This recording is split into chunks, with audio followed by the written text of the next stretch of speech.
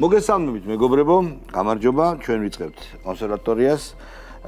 სამი რამ მინდა თქვა, სამი რამ მინდა გავიხსენო, ერთი ეს არის ამერიკის შეერთებული შტატების სენატში ამერიკის საგარეო საქმეთა მინისტრის შეფასება საქართველოზე. მეორე არის ტრამპის მოლოცვის წერილი და მესამე არის ამერიკის საელჩოს განცხადება. საერთოდ გაუგებარია რა უნდა და ამით ამერიკის ელჩს ეს იყო რაღაც სამი ასე ვთქვათ ნიშანი, სამი წერტილი, ის შემდეგაც შენ შეგვიძლია უკვე რომ მარშრუტი ავაგოთ, მაგრამ არ შეგვიძლია. გამორიცხავ ხშირად ეს ერთმანეთს.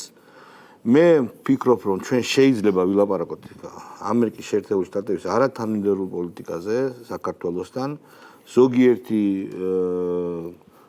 განცხადება თუ წერილი მოწმობს სურვილზე ამერიკის სურვილზე რომ ვიმეგობროთ, ზოგიერთი მოწმობს იმაზე რომ deep state-ის და გლობალისტების პოზიციები ძალიან მყარია იქ, ჩვენი ხელისუფლება გამოხატავს, ყოველთვის გამოხატავდა და ეხლაც გამოხატავს ღიაობას. ძალიან კონკრეტული ურთიერთხასაყრელი ურთიერთობისადმი და ამით ჩვენ რა თქმა უნდა პირდაპირ ვამბობთ რომ ასე თუ სიტუაციაში ამით მე პირადად ვამაყობ რომ სუვერენული პოზიციებიდან ჩვენი ხელისუფლება ისეთი დიდი დაუძინებელი მეგობრის წინაშე როგორც არის ამერიკა თავის ყოფილი თუ მოქმედი deep state-ის არიხებს უკანზე თავის სურვილებს და თავის პოლიტიკურ ინტერესებს კაფიოდ აფიქსირებს. ხო, მე მაინც შევჩერდები ასე ვთქვათ ტრამპის მოლოცვაზე, რომელსაც დავთარი აურია აქაურ deep state-ის აგენტებს, წარმომადგენლებს მე ვერ დაუძახებ, ცხადია რომ თუ ასე გაგრძელდა და ეს რა თქმა უნდა არ არის სისულელე, რაცაც იძახდნენ რომ ვიღაცა სტაჟიორი თეთ სახში ადგა კალენდარმა ამოუგდო 26 მაისი არის საქართველოს დაბადების დღე და ჩქარა შეიპარა ტრამპის კომპიუტერის პაროლი იცოდა აკრიფა და გამოგზავნა ესე რა თქმა უნდა ეს ასე არ არის რო არ მოელოცა იმაზე იტყოდნენ აი არ მიულოცა ასაგებია ნუ ამასთან დაკავშირებით კიდევ ერთი რამ მინდა შევნიშნო რომ ამერიკის საელჩო აქვეყნებს ყველაფერს რაღაცა უაზრო ქარდებიდან დაწყებული აი ამ აბედითმა სენატორმა რა კითხვა დაუსვა რუბიოს იმასაც კი აქვეყნებს და არ აქვეყნებს მილოცვას თავისი პრეზიდენტის მილოცვას საქართველოსადმი ნუ ჩვეულებრივ ჯულზე უმტკიცესია ალბათ დაველოდოთ როტაციას ამ ქალისაც და ეგ საკითხია მაგრამ მე მგონი რომ აი ეს მილოცვა არის ორიენტირი მასზე უნდა გავაკეთოთ და არა რაღაც ვთქვათ ინსინუაციებზე რომელსაც საელჩო იქნება თუ რუბიოს ხალხი თუ სხვა ამერიკის ისტებლიშმენტის წევრები მიმართავენ დღეს საქართველოში თუნდაც არის გუშინ იყო შეხვედრაზე კონგრესმენი თუ სენატორი კი ბატონო და ისიც რაღაც მზოად მეჩვენება რომ საერთოდ კაფიოობა ძალიან ნაკლია ამ ურთიერთობას ისე როგორც ამერიკულ ჩინურ ამერიკულ რუსულ ურთიერთობას მე ასე დავსვავდი კითხვას ამერიკა არის გზის გასაყარზე მან არ იცის როგორ ელაპარაკოს რა ელაპარაკოს ზუსტად არ იცის მსოფლიოს მას რაღაცები სურს მაგრამ არ გამოზდის უკანაც ვერ იხევს თუნდაც რუსეთთან მიმართებაში ავიღოთ ან ჩინეთთან მიმართებაში და აი ამ ასე თქვა რასკლაჩი რუსულ სიტყვას გამოვიყენოთ მოყოლილი ვართ ჩვენც გთხოვთ შავა გეთანხმები უბრალოდ ჩემი აზრით ერთ-ერთი მიზეზი ისიც არის რომ ჩვენ შევიცვალეთ იმიტომ რომ აქამდე ჩვენი პოლიტიკა იყო ანუ პირდაპირ შევეთუს აი მონობიდან რაღაც უკიდურესი მონობის სხვა ფორმებს შორის იყო განსხვავება და ეს აღარ არის რა ანუ ხა საქართველოს მთავრობამ გამოაჩინა საკუთარი ნება რომ ჩვენ ვართ მეგობრები მეგობრობა არის ორმხრივი არ არის სამმხრივი სამხმეობა სხვა რაღაცა ქვია და ჩვენ გვაქვს ჩვენი ინტერესები და ნუ ძალიან ბუნებრივია რომ მე მესმის რომ მაგალითად ის ხალხი რომლებიც საქართველოზე მუშაობენ რაღაც 30-40 წელია და აქ მიჩვეულები არიან რა ვიცი ფეხებს უკოცნიან ლამის პირობითა და პირდაპირ მეშვეობით შეიძლება იმათ ძალიან უჭირთ რაღაც გადაწყობა სხვა რელსებზე ასე რომ ეს აბსოლუტურად ბუნებრივი პროცესია ძალიან კარგია რომ ჩვენმა მთავრობამ დააფიქსირა რომ მას არაფერი არ აქვს ამერიკის საწინააღმდეგოდ, პირიქით ჩვენ მოგვიყვება. მაგრამ მარც ძვალი არა გვაქვს. ისეთი საშველი. ან ჩვენ გვინდა მეგობრობა რა და მეგობრობა არის ომხრივი, ჩვენ გვაქვს ჩვენი ინტერესები, თუ თქვენ გაითვალისწინებთ ჩვენ ინტერესებს. ჩათვალეთ რომ საქართველოს იქნება თქვენი ძალიან კარგი მეგობარი თქვენი დასაყრდენი უბრალოდ თქვენც უნდა გაითვალისწინოთ ჩვენი ინტერესები რა ეს არის აუცილებლად მოახერხებს ამ მარტივი მოსაზრების გაგებას თითქოს რაღაცა ნაბიჯები ამ ხრივ გადადგა მაგალითად ეხლა ჩვენი პრემიერი მე ასე ვიცი შალა მოდი მე ის ცოტა ცინიკური ვიქნები რა და რა სიზამს არ ვიცი ახლა ანუ მე რას ვამბობ რომ აი სხვათა შორის ახლა დღეს ფიქრობდი და აი რა ის ძალიან მეცინება ხოლმე ეს გლობალურად ქართველი ნაცების პოლიტიკაზე რომ რაღაცას რომ ბაქიბუქობენ და აი ბაქიბუქის დაუმთავრებელი რეჟიმი რო აქვთ 13 წელია და რომ ჩვენ ყველა ვინც მთავრობის პოზიციებზე ვართ ვართ სუსტები და თვითონ არიან მაგრები და რაში გამოიხატება ეს და ახაც ანუ აი მეტი რა უნდა გააკეთონ დავუშვათ იგივე ჩვენმა დაუძინებელმა მეგობრებმა ყველა ინსტრუმენტი რომელიც მათ ქონდათ გამოიყენეს აი მაგალითად უვიზოს შემცირება ფინანსური სანქციები სერიოზული ფინანსური სანქციები ზეწოლა ეხლა უკვირდები მათ იარაღი აქვს კიდევ დარჩენილი მაგრამ პრობლემა სხვა არის მოდი ერთს დავამატებ მათ საწინააღმდეგოდ არ იმუშავებს ეგა ხო ნუ გონიათ რომ არა არა მე აპარტამენტება ეუბნებათ რომ მე ისე ვამბობ ქართულმა ხალხმა ხო ჩვენა რომ არის რაღაცეები რაც უკვე ჩვენს კულტურულ თავისებურებებშიც არის რა რომ მე მესმის ახლა რომ ახლა ქართველი ლიბერალისტვის ანუ ყველაზე დიდი ბედნიერება არის როცა შევაწყფას გვაყენებენ ჩვენი მეგობრები ანუ ეს არის აი ის დღე შემდგარია როცა ნახულობენ რომ აი ლატვიამ კიდევ ერთი მორიგი შევაწყფა მოგვაყენა ან უკრაინამ დედა გვაყენა ეს არის დღე როცა არ ვიცი ალბათ სექსი მაგრამ ჩოლებრო ხალხზე ხო არ არის ესე? ხო, შეიძლება. ანუ მე რატომ შავა იცი რომ ნახე სინამდვილეში ჭკვიანის და არაჭკვიანის განსხვავება არის ის თუ როგორ ახდენ შენ შეცდომებზე რეაგირებას.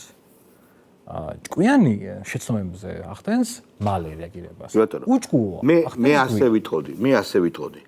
სანქციების მუქარა უფრო დიდი პრობლემაა იარაღია ვიდრე თავად სანქციები და რუსეთის ამბავმა ეს ხატყო იმიტომ რომ ყველას გვახსოვს როდესაც ომი იწყებოდა თვითონ რუსეთშიც იყო განცდა რომ ეკონომიკას დედა ეტირებოდა სხვათა შორის არცლად ლიბერალები იძახდნენ მაგას მათ შორის რუსეთი კი მათ შორის ლიბერალებიც რა თქმა უნდა მაგრამ ლიბერალები დარწმუნებულები იყვნენ მაგრამ თვითონ მუქარა უფრო აი ასე ვთქვათ საფრთხის შემცველია ფსიქოლოგიურად ერისთვის ვიდრე თავად სანქციები რო დაწესდება დაუშვათ სადმე და არ მუშაობს. ნუ ცოტა ხანი ხარ ელოდები და მე უკან მოიხედავ და სულ ეს იყო ამბობ? ერთ საუბარს ბოდიში ჩვენ ხო დაუწესეს მაგალითად მოსამართლეების სანქციები. კი ზოგიერთ მოსამართლეს დაუწესეს. რამდენიმე მოსამართლეს დაუწესეს ფინანსური მათ შორის. რა შეიცვალა მათ? არა გამოვიდნენ მოსამართლეები და მიმირჩევნია სალიკლდეო ლექსებით. ხო არა ხო ანუ რო აი რითაც სხვათა შორის პოპულარობა გაიზარდა მოსამართლეების. კი მართლა გაიზარდა. კი მოსამართლეების პოპულარობა გაიზარდა რომელიც არც თუ დიდი იყო. კი შალო ანუ ეს არის ფსიქოლოგია რა ეხლა რუსეთის მაგალითმა აჩვენა რომ რუსეთში ძალიან ბევრი ოლიგარქი აქციის პატრიოტად. რა თქმა უნდა. მათი სურვილის არარსებობის რა თქმა უნდა. რომ ანუ ამ რუსი ოლიგარქებს არანაირი სურვილი არ ქონდათ რომ ყოფილიყვნენ პატრიოტები გახდნენ პატრიოტები. მართალია. თქო. საბჭოთა კავშირში იყო ესეთი საგანი, ალბათ ზოგიერთი თქვენგანი მოესწარით, მეცნიერული კომუნიზმი. მეცკომი რა თქმა უნდა სწავლობდი მე. და როდესაც დაინგრა საბჭოთა კავშირი, ეს აღმოჩნდა აბსოლუტურად ისეთი საგანი, რომელიც ავის არ ჭირდებოდა მოკლედ და არც ხსნიდა სამყაროს. კიანოდია მეცკომს ასწავლი და ჩემი აზრით.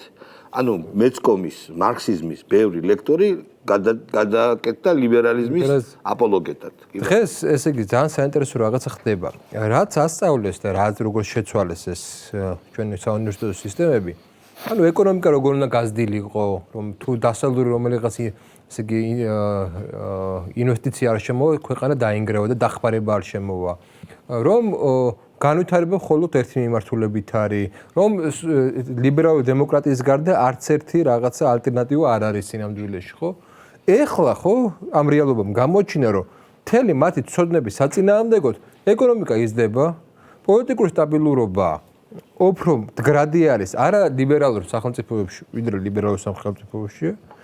უსაფრთხოების საკითხი უფრო ძლიერი არის და რაც თავარია ჩვენ ხედავთ იმას რომ მთელი ეს სწავლებები ყოფილი რწმენებზე, გარკვეულ რწმენებზე და გარკვეულ მოცემულობაზე ამბავი და ზოგადად ერთი რამე ჩვევია ეს კრიზისის ყოფ იმპერიებს რა. ეს არის თიხის ფეხებზე მდგარი გიგანტის ხო სიმბოლო. ის მართლა დიდია, მაგრამ ეხლა ჩვენ რასაც ვხედავთ, ეს არის როდესაც საკუთარი სიმძიმე შენ თვითონ გაწვება და შეიძლება შენ თვითონ ესე იგი დაგანგრიოს. რატომ? იმდენად განსხვავებულია თვითონ ამერიკის პოლიტიკაში ეს მესიჯები, ხო? იმდენად ურთიერთსაწინააღმდეგო არის, რომ გარედანაც ცოტა გაუგებარია და შიგნიდანაც ჩანს, რომ ეს არ არის შეთანხმებული მოქმედება. ზოგადად იმპერია მაშინ არის ძლიერი, როდესაც შეთანხმებულია მოქმედება, როდესაც ცენტრიდან იმართება კონკრეტული პოლიტიკები და როდესაც ეს პოლიტიკები ხორციელდება. ეხლა ეთყობა, რომ არსებობს რამოდენიმე შიდა დაპირისპირებული ძალა, რომ ცენტრი, რომ ერთ-ერთი ინტერესი აქვს, მეორეს მეორე ინტერესი აქვს, მესამეს სხვაგან ტრამპი მაგალითად ჩემი აზრით აბსოლუტურად სხვაგან არის, სხვა პრობლემები.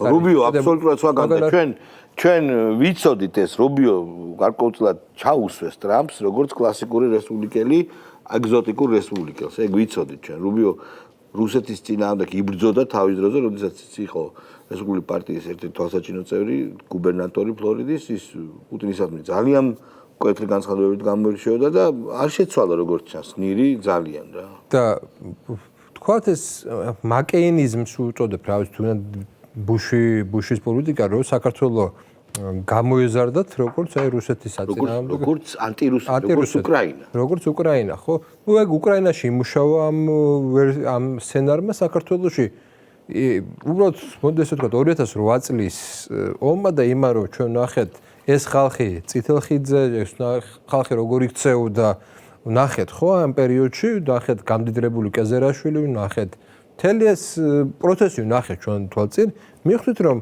არ შეიძლება ამ გზით სიარული და მივხვდით ის რომ გახსოვთ ალბათ იმუქრებოდა მაშინ სააკაშვილი რომ აი თუ კი რუსეთი თავს დაგესხო აი ამერიკა მერე რას იზევს და ჩვენ ნახეთ ამერიკა მერე რა ქნა აი ამ პროცესების შემდეგ ხო ჩვენ ნახეთ რომ ეს არ იყო ის დაპირება რა დაპირებასაც სააკაშვილი აკეთებდა თვითონ შეერთებული შტატები იმ პერიოდში არ აკეთებდა მსგავს განცხადებას მაგრამ თავი არის ის რომ ჩვენ უკვე რაღაც ჩვენ თავზე ვიცვდით ერთი გამოცდილება გვაქვს და ახლა ვიცით რომ მეტი აღარ გვინდა ხო მეორედ იგივე შეცდომები არ უნდა დაუშვათ და ახლა თავი რა არის ახლა ფაქტია ყველა გავიცანით ბიძინა ივანიშვილის განცხადებასაც ფაქტია რომ არსებობს პოლიტიკური ძალები რომლებიც ფიქრობენ რომ საკუთარ პოლიტიკურ რაღაც კარიერას და საკუთარ პოლიტიკურ ძალაუფლებას ცენტრში გაემყარებენ იმით რომ პერიფერიებში არევენ დარევენ სიტუაციას და ამით პოლიტიკურ ქულებს ჩაიწერენ ეს კლასიკური მაგალითია ხა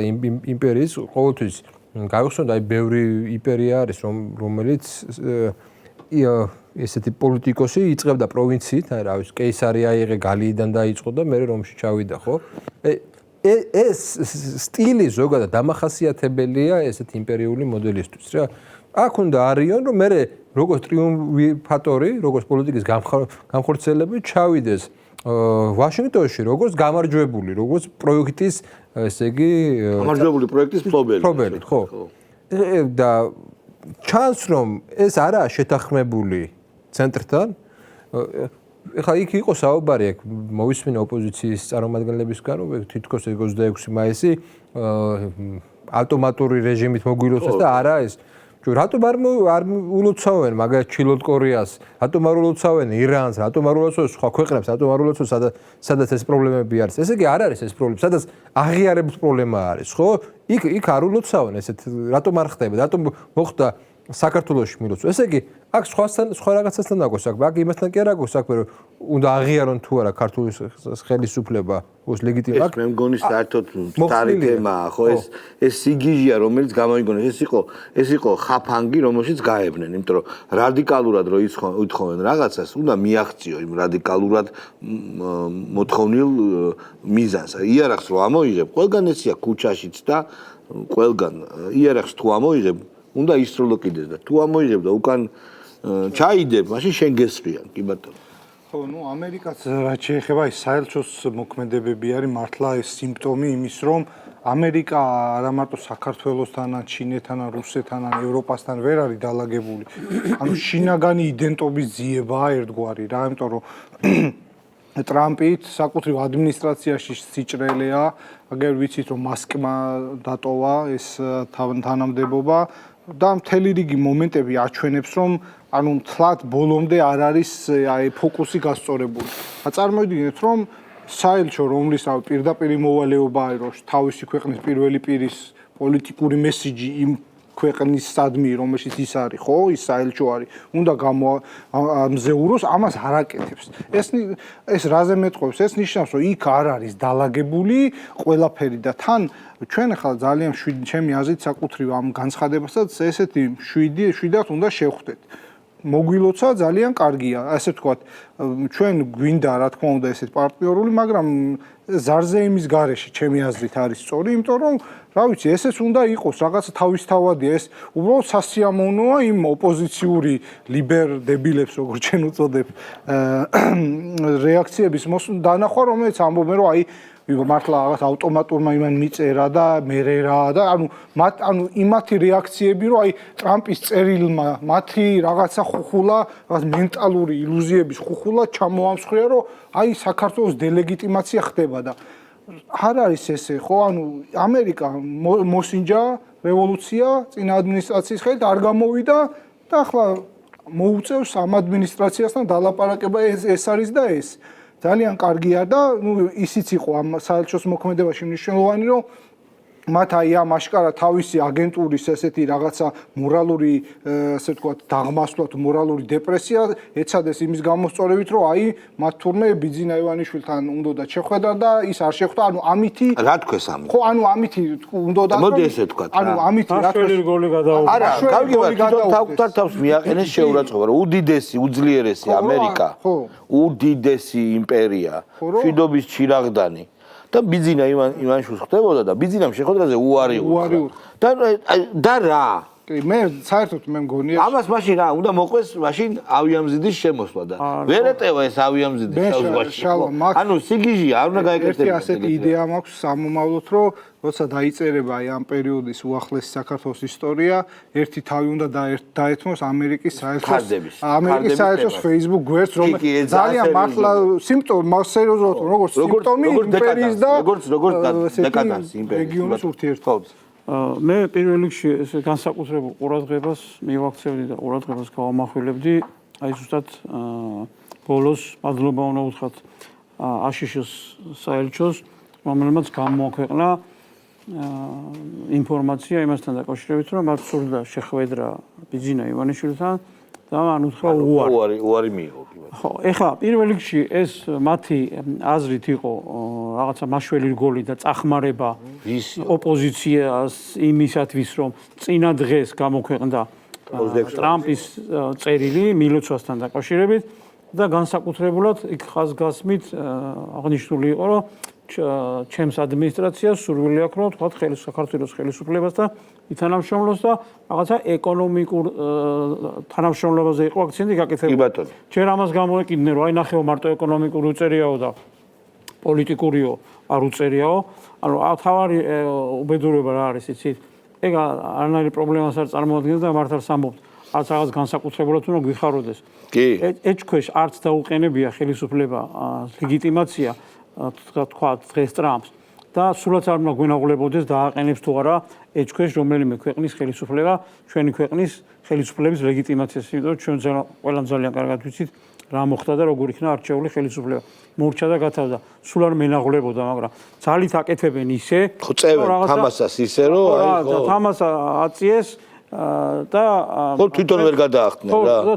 თავიანთავს თვითონ იღუპებენ, მე ჩაუტყდება, ჩავარდებიან და აი ესე კიბეები utყდებათ და ვარდებიან და ვარდებიან რა. თუ რაღაცა ამ საელჩოების დახმარებით რაღაცა საფეხურები გაიარეს, მე ისეც იყვიან. თავიანთი რაღაცა ქმედებებით ისევ იმ საელჩოების დახმარებით უკან ვარდებიან და ჩადიან ისე უკან.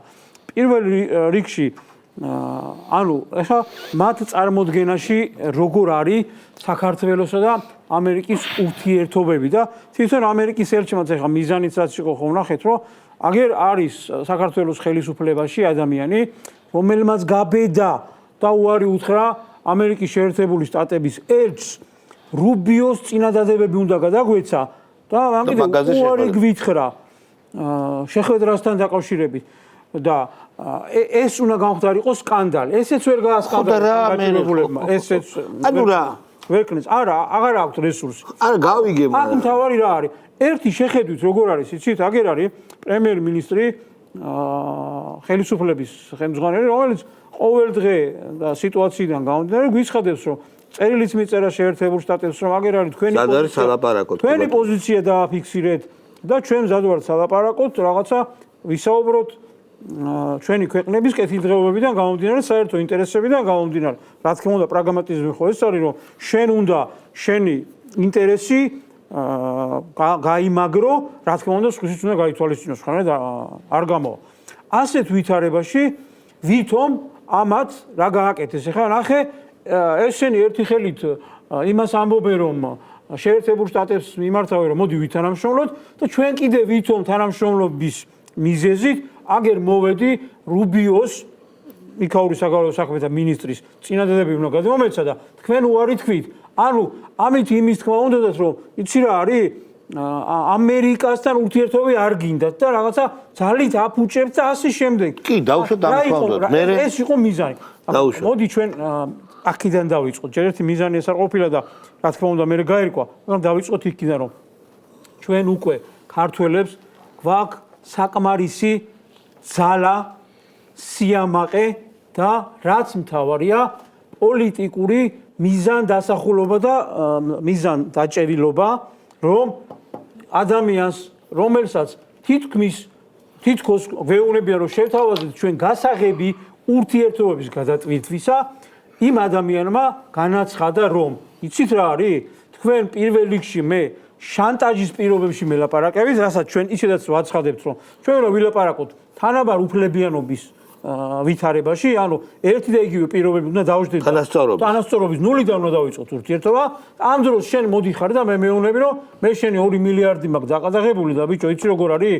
მოდი ახლა ვილაპარაკოთ, აბა რა გამოვა? რევოლვერი მოგაბჯინე და ანუ დაახლოებით ის არის. წმინდა ამერიკული სტილია სპარტშორი. ხო, უკრაინა რუსეთს შორის რო ველაპარაკებიან, რომ იმასო პუტინს უნდა რომ მეტი დაიპყროს, რომ მე მოლაპარაკებების დროს წინ იყოს, რა თქმა უნდა, ხო? მეტი უფლებები გქონდეს. ასე უნდა ელაპარაკოთ და მეორეც პირდაპირ განუცხადეს ამერიკის შეერთებულ შტატებს ამხელა ქვეყანას, რომ თქვენ თუ საგარეო საქმეთა მინისტრის წინადადები უნდა გადმოგცეთ. აგერ ბატონო საგარეო საქმეთა მინისტრი ჩვენს ყო. პრემიერიც არის. და ყველაზე დიდი პრემიერ-მინისტრი ყავს ქვეყანაში და ძალიან იმას ელაპარაკებს. ხო, მე აქ მადლობთ, ერთ ნიუანსაც დავაკვირდები. როდესაც ამერიკის ელჩი მეგობრებო, აი დავაკვირდით. გვეუბნება, რომ ბიძინა ივანიშვილი არ შემხვდა.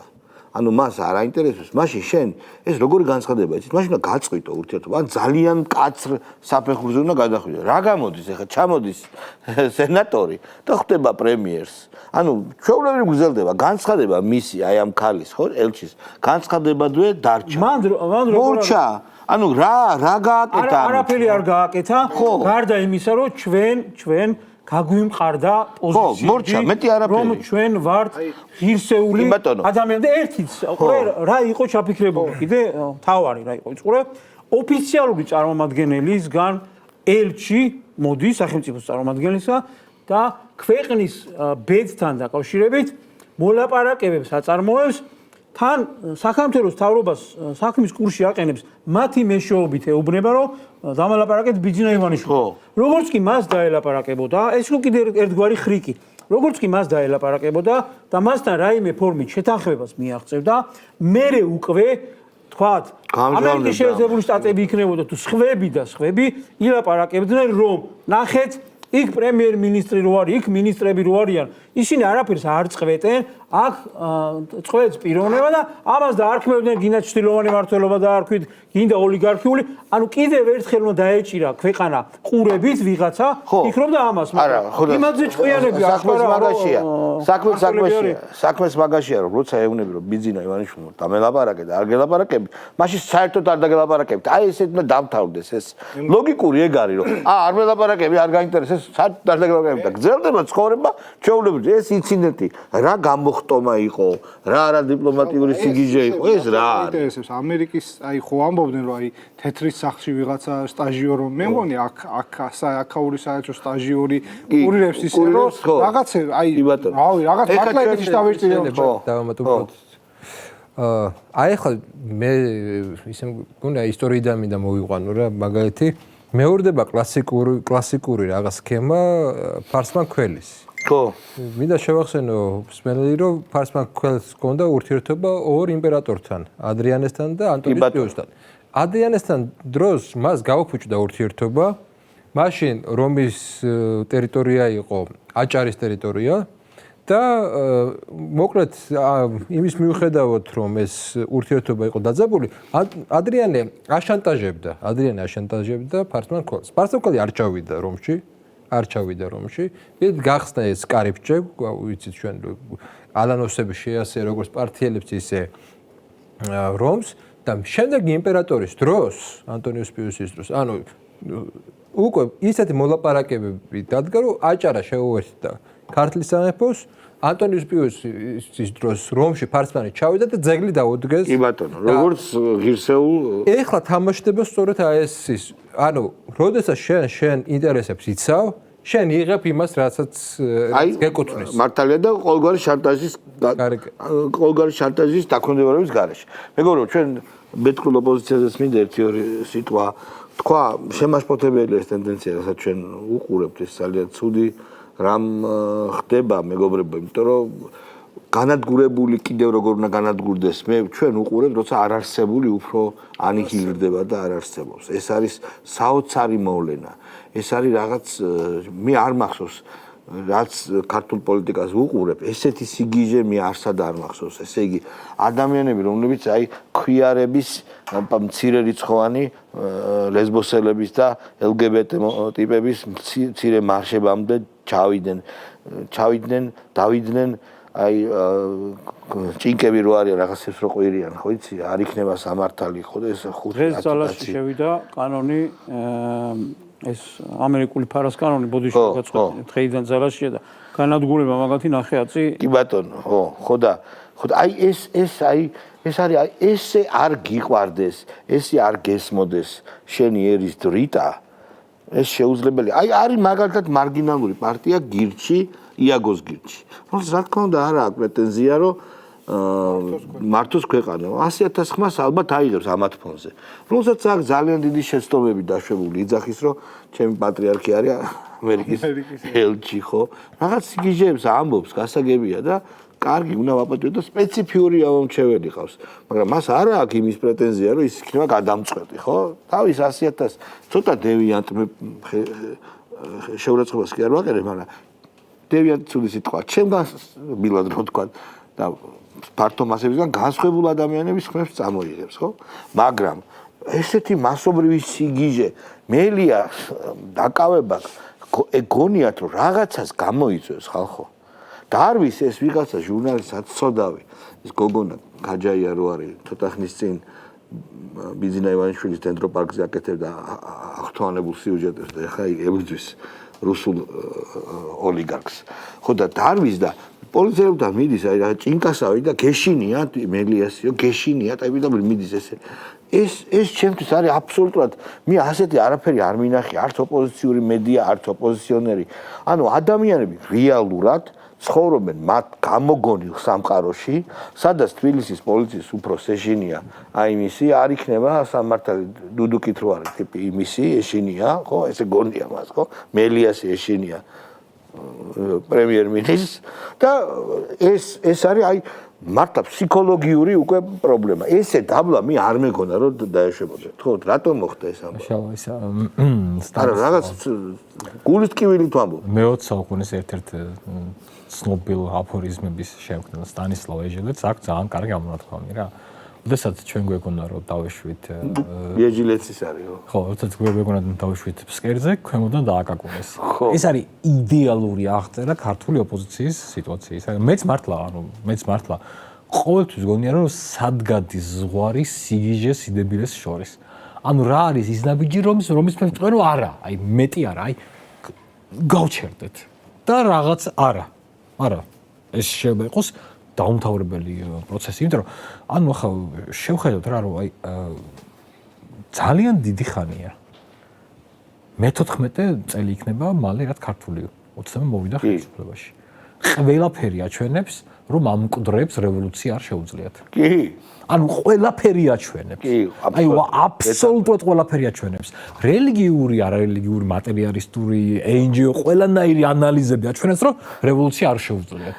აი ყველაფერი, აი მე არ ვიცი, ანუ რა შეიძლება, აი რა უნდა მოხდეს, რომ მაგრამ მაინც გახსოვს თუ შიშები ქონდა, რომ აგერ უკრაინიდან ბოევიკებს ჩამოიყვანენ, აგერ მოლოტოვის კოქტეილებს ხო ისროეს ამ საცოდაება და პასუხიც აგეს ამაზე. ხო, ნუ აი ერთ მომენტს გავუსო ხას მე მახსოვს ზუსტად ამ სტუდიაში ვისხედი ჩვენ როცა მელიას პირველი დაკავება მოხდა და რო შევადაროთ როგორ ასე ვთქვათ სუვერენისტულ ფორმაშია სახელმწიფო დღეს და როგორ იყო მაშინ მე ვიტყოდი რომ ალბათ ერთი 10-ჯერ უკეთესია დღეს მაშინ ნერვიულობდი მაშინ იყო მე მახსოვს მოდი არ დავავიწყოთ პრემიერის გადადგომა მოყვა ხო ნუ ეგ პრემიერი მოღალატე იყო და საბაბსეძებდა მაგრამ მაინც არა ებათა ღელვა იყო და მაშინ ისინი მართლა საქართველოს უყურებდა კი ბატონო დღეს ახლა აი შემთხვევით გაგვახსენდა ხო ლაპარაკი ანუ ეს კეჩოში კელი მოყიდეს და წაიყვანე ჩვენ გავიხსენოთ ისიც რომ იმ ევროკავშირის და შუამავლობით იყო რომ მე ამათ გადააფარეს კალთა ხო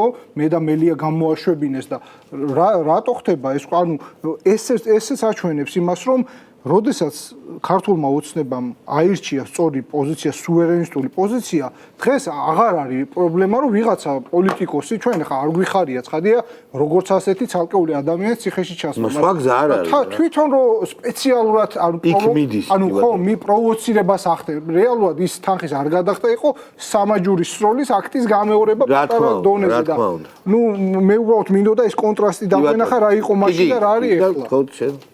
ესეთი ყოფიერების ფილოსოფია ხო ანუ საუბარი არსებულზე და საუბარი არარსებულზე კი ჩვენ ახლა გვაქვს საუბარი არარსებულზე ხო აი აუცნაურია ხო ჩვენ ახლა გვაქვს საუბარი არარსებულზე რატომ მოხდა ისე რომ არარსებულია მე სუსტი კი არ არის არარსებული მე ვაქ ეგეთი ის განცდა რომ ანუ ცირ არის არსებობს ძალაუფლებისთვის ბრძოლა მაგრამ არსებობს რაღაცა ფსიქიკაში რაღაც მომენტი რომ შენ შეიძლება დეკლარირებ რაღაცას მაგრამ სინამდვილეში შენ გინდა რომ შენი აი სიგიჟე ინიღბება სხვა რაღაცით რა მე იმიტომ კი არა ვარ გიჟი ვარ არამედ აი მასონები მებრძვიან რაღაცა ეგეთი ის ხო იქნება ფსიქიკაში სინამდვილეში მათ უნდათ რომ საკუთარი სიგიჟე შეენარჩუნებინათ მათი ამოცანა ძალაუფლების ბრძოლა არ იყო მათი ამოცანა ჩემი აზრით იყო ის რომ მათი სიგიჟე ყოფილიყო სოციალურად ესე იგი მისაღები კი არა დაშვებული ყოფილიყო. აი სიგიჟის დაშვებისთვის იბრძვიან ესენი. ხო და არ გამოვა. ეგ ცალკე არ გამოვა, მაგრამ მათი ნაბიჯები არ იყო გადადგმული იმისთვის, რომ ძალაუფლება ხელში ჩაეგდოთ. პოლიტიკურად არც პიარი, არც ანუ ხალხის რო შეკრიბეს ისე იქცეურდნენ რომ პირიქით ეცლებოდა და დარჩა რამოდენიმე ასეული კაცი ხო შეიძლება 100 დარჩა მეტიც არ შექმნეს რაღაცა ისეთი ველი საინფორმაციო ველი რომ მე მაგათაც აი ტევ პირველს ან ფორმულას რა ვიცი თუნდაც 2 საათი რო უყურო არა მაგაი ხდები რომ ფსიქიკაში რაღაც ცუდი ხდება რა ანუ მინდა რომ დეპრესია მეწყება რაღაც 2 საათი კარგი ნერვები გქონია შენ და ფსიქიკასაც პრობლემაა იმის თქვა მინდა რომ აქ არის მოცემულობა აბსოლუტურად სხვა ეს არ არის აქ ჩვენ ვერ ვისაუბრებთ აშკარად პოლიტიკაზე ეს არაა პოლიტიკა რაც ხდება იმიტომ რომ არაა პოლიტიკა არაა ძალაუფლებისთვის ბრძოლა ეს არის ბრძოლა იმისთვის რომ საკუთარი რაღაცა ესეთი დათრგუნული, ალბათ შეიძლება რაღაცა წლობით დათრგუნული, რაღაც სიგიჟეები სადღაც ამოხეთქოს, სოციალურად ამოხეთქოს და ეტყობა ამ საქართველოში აი განსაკუთრებით აი ლიბერალურ ნაწილში რა იყო ეს დათრგუნული სიგიჟე და ეხლა რო ზემოთ ამოვიდა ვეღარ ჩერდება სიგიჟე. და ბოლოს სანამ შენ გადმოგცემ სიტყვას, ჩვენი ცნობილი მაზიანი გავიხსენოთ პარტიის ლიდერმა, ქართული ოცნების ერთ-ერთმა ლიდერმა მამუკა მდინაძემ თქვა, რომ გახარიასაც შეუჩერებთ უფლებასო იმ რამდენი 10 კაცი გავიდა მე მგონი, ხო? და მინდა შევახსენოთ ერთმანეთს ამ ნიზლავის პირობები, რომ თუ გახარი არ შევა და შემდეგი 10 კაცი შევა, ვინ იგებს? მე. კონკრეტულად არა, შენ რა? ვინ იგებს რა? არა, რომელიც იძახდა რომ არ შევაო, ხო? არა. როგორ არა? შენ ზოგადად შევაო. კი. ხო და როგორ იგებს შენ არ შევა გახარი? გახარიაზე არის ახალ გახარიები.